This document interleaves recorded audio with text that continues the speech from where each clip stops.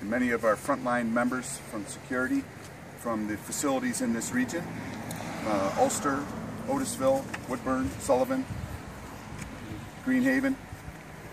We're here to talk about, this press conference is to talk about the rise in assaults on staff and the violence in our prisons. Despite repeatedly relaying our concerns about inmate attacks on staff by DOCCS leadership, the number of assaults are on pace to go well over 700 at the end of this year. That's an 11% increase from the previous year. Assaults on staff have increased by 24% since 2010, and even as the inmate populations have decreased by 3,000. DOCCS statistics show zero number of serious assaults on staff and less than 1% of moderate assaults at the close of 2013. Yet in the past year alone, we have had officers stabbed, hospitalized with concussions, broken bones, and compound fractures. Many of these members will not be able to return to service. They simply cannot continue to downplay the injuries our members are sustaining. Contraband continually finds its way into our correctional facilities. Drugs are more than ever an increasing problem amongst inmates. Heroin, the reintroduction of heroin in our facilities creates an unsafe work environment. Synthetic drugs such as Suboxone, synthetic marijuana are prevalent factors in our correctional facilities that create unrest and violent activity. Makeshift weapons hidden by prisoners that are used against other inmates and staff. Several lockdowns have occurred across the state, and this year turning up hundreds of weapons across the state of New York in our correctional facilities.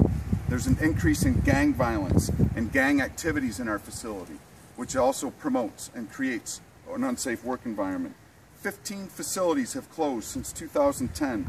Reclassification of inmates from maximum security facilities into our medium facilities have created a hostile work environment.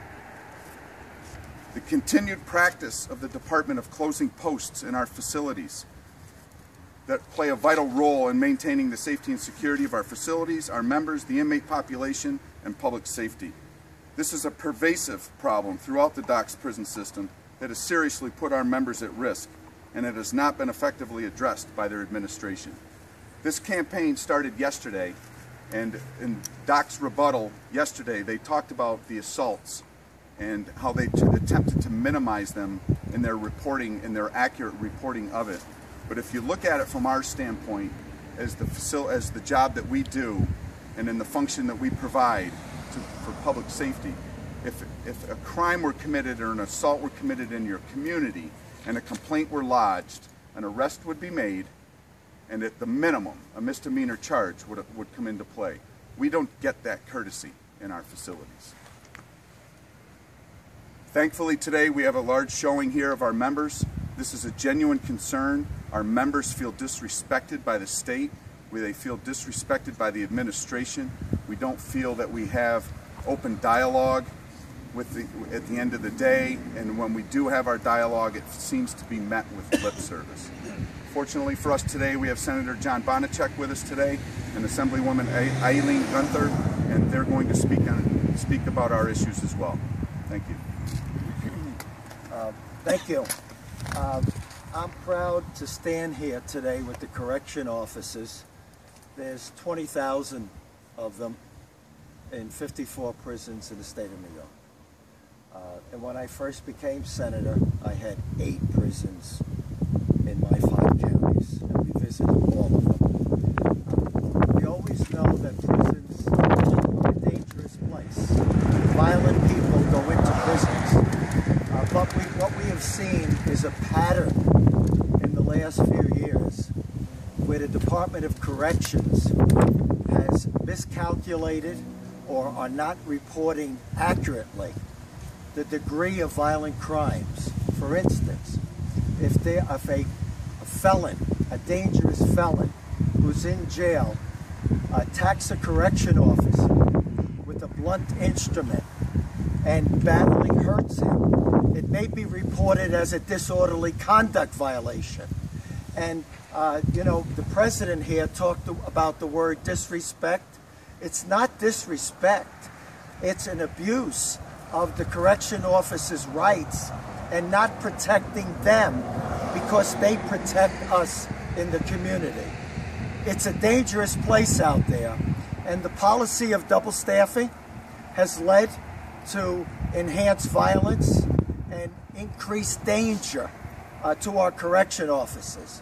So it's important that the Department of Corrections reports accurately so the public can analyze and speak out for the protection of these workers. And I will continue that fight with our good Assemblywoman Aileen Gunter to fight for the protection and the rights of these correction officers who protect us and our community. Thank you.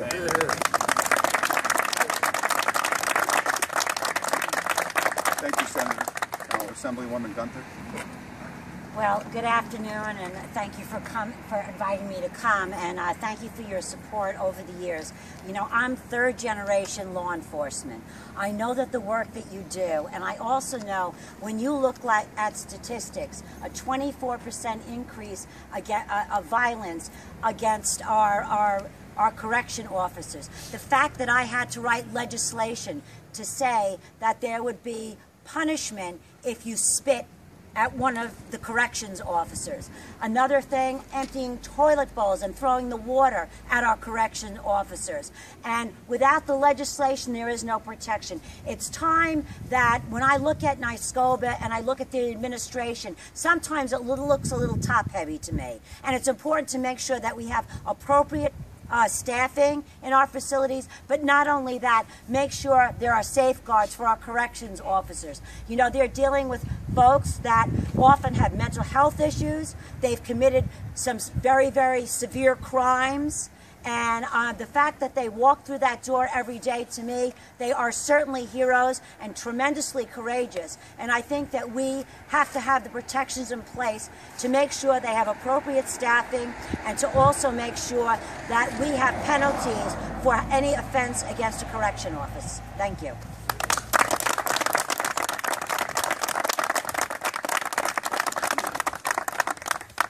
The genuine concern that we have here is our staffing levels. We have initiatives in place and legislation that's in place to bolster our security staffing, but it's simply not enough.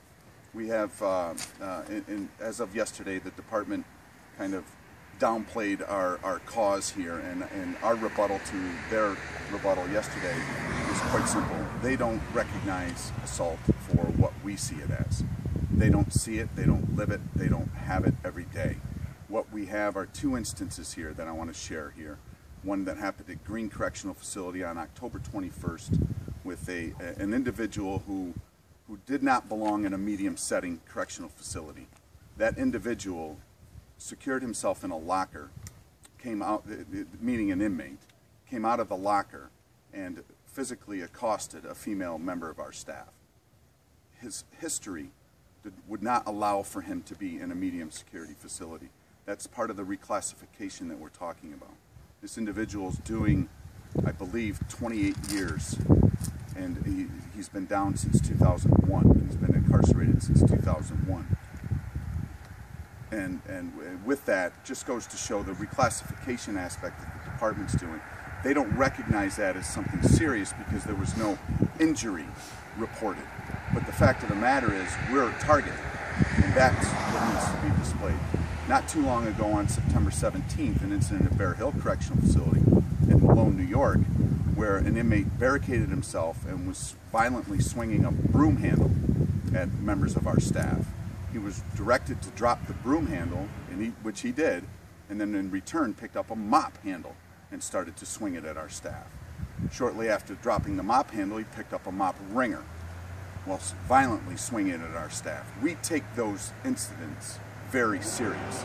We consider them attempted assaults, yet they go unreported and just rolled under the carpet by our department. Those are our issues. These are what we need to convey. We'll continue to do that until we get the fair shake we so rightly deserve in our job. This time we'd be happy to take any questions.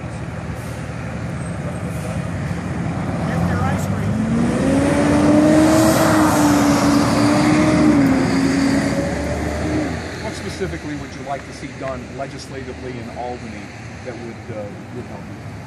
Well, legislatively, we'd love to see this spitting bill reintroduced back into, which I'm sure we won't have any trouble getting. But we want to have legislation in place that protects our rights, protects us from being able to go home at the end of our tour of duty the very same way we came in that day, without having to worry about infectious disease or physical assault, and recognizing that our job has these parameters within it. We understand that, but the significant rise in it, there's been issues with our disciplinary system. The department seems to be running from lawsuits, and they're peddling disciplinary issues into the facility that negates the actual actions and the crimes that are committed not only against other inmates but to our staff. You have an SHU settlement out there that doesn't necessarily deter an inmate from criminal activity in the facility. There's no real true detriment to some of their actions, and those are our causes. Those are our genuine concerns for our guys and gals to be able to go home at the end of their tour the same way they came in. I think that you also should bring up the fact that the assessment for those folks that are incarcerated with mental health issues, that truly have mental health issues and not diagnosed or medicated appropriately, and those that malinger. Well, that's, the auspice of OMH, I mean, much of what happens, and quite frankly, a lot of our assaults happen in our mental institutions. These are convicted criminals. When they're convicted in court, sent into the prison system and recognized to have mental health issues. Then they're placed in a psychiatric center, secure, they say secure, a psychiatric center where in essence they're of the criminal element. They're incarcerated, but under the auspice of OMH, they're deemed a patient. But the violence that portrays in these psych centers comes across as, it's significant. We had an incident in Mercy, or Central New York Psych Center, on September 3rd of this year, where two factions of a gang that were incarcerated in Central New York Psych Center squared off against each other, and we had 9 individuals, 9 of our members, our SHTAs, get assaulted and hurt. The true, there's a disconnect in our agency, basically, and what that disconnect stems in lots of different facets with the recognition of the OMH patient compared to the incarcerated inmate. Those are our issues. Those are issues that we'll continue to work with the department on and work with, but our genuine concern is the safety of our staff at this time, and the fact that our agency doesn't correctly recognize the issues at hand. James Scoofus, Assemblyman. Excuse me, Assemblyman James Scoofus is fortunate enough to meet with us today, so would you like to say a few words? Yeah, sure. Everyone knows this is one of the toughest jobs that's out there, and we also recognize that correctional officers, they're underpaid, they're overworked, but it's unacceptable that they're being put in harm's way and nothing's being done about it. And DOCCS is putting out these numbers to suggest that there isn't a problem. So Aileen Gunther and I are here. We're going to work with NYSCOBA when we get back to Albany in January and see if we can find a solution to this to hold DOCCS accountable. Thanks. And Senator Bonner, one other fact you should know, the death rate of correction officers, they die younger than people that work in law enforcement, whether it's federal, police, at any level. And that tells you the kind of job that they have, where in a way they're in a prison every day in a confined environment like a prison, which is a prison, but they can go home, but they come back to that environment every day. And I don't think that's healthy mentally, emotionally, and certainly not physically when we see of increased violence. And they die at a much younger rate than other people in law enforcement. So you should know that. Thank you, Senator. To finish the comment from Assemblywoman Gunther, there tends to be an issue with when an inmate is under the auspice of OMH and a violent act is committed, the patient/inmate tends to get a free pass, if you will, from any criminal prosecution or anything of that nature, because they're under the auspice of OMH. And the same as in the department as far as disciplinary sanctions. So with that being said, the concern, and we have legislation in that Assemblywoman Gunther sponsored for us regarding the SHTAs, our mental health security aspect in law enforcement, where our attempt is to get them peace officer status, to allow them that if a crime or an assault is committed against our SHTAs, that there would be criminal prosecution and disciplinary sanctions imposed. They're security hospital treatment assistants. That's who they are. Okay. I also think, Mike, it's been a long time since we used to go and tour the different prisons. I've been to a lot of them, but we haven't gone in a really long time. Yeah, we've got legislation in place to allow our legislators. Prior in the past, it was always when a legislator came in to tour a facility, we had it was manned by our administration, and now thankfully we have legislation in place that allows a legislator to come in and ask to have a union rep tour and be able to see some of the other facets of the facility other than the prized possessions or areas of our facilities. Any other questions? Yes. How long do you think approximately it'll take before the reformed legislation will go into effect?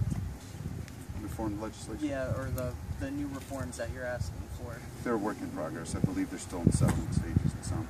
We have our disciplinary guidelines that are in place now, and we're asking to have them peeled back in recognition of the high rise of assaults at this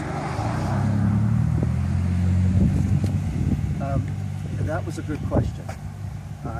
I don't think it's necessarily the solution is reform. It's a philosophy. It's a philosophy. Are we going to protect prisoners more than law enforcement? Are we going to try to coddle prisoners? If they do things wrong, don't give them the penalties they deserve, to misclassify. It's a philosophy. And as we see in New York City, the struggle between stop and frisk, the potential criminal versus law enforcement, what side do you come down on? That's a philosophy that's going on every day, and depends on who's in power to implement what philosophy, then you will see reforms to the degree that they're seeking. Okay? Thank you. I'm sure it was brought up before. I'm sure it was mentioned before, but this is obviously a statewide problem. But right here in Orange County, Aileen Gunther has been working on this. Senator Bonisic, even before I started in the assembly. We've got a crisis at Mid-Hudson Psych with some folks at OMH and elsewhere who want to close that facility. We have two other psych centers in the entire state, forensic psych centers, one down in New York City, one way upstate. And closing that facility is going to exacerbate this problem that we're talking about even more. So we're going to continue fighting tooth and nail to make sure that facility stays open.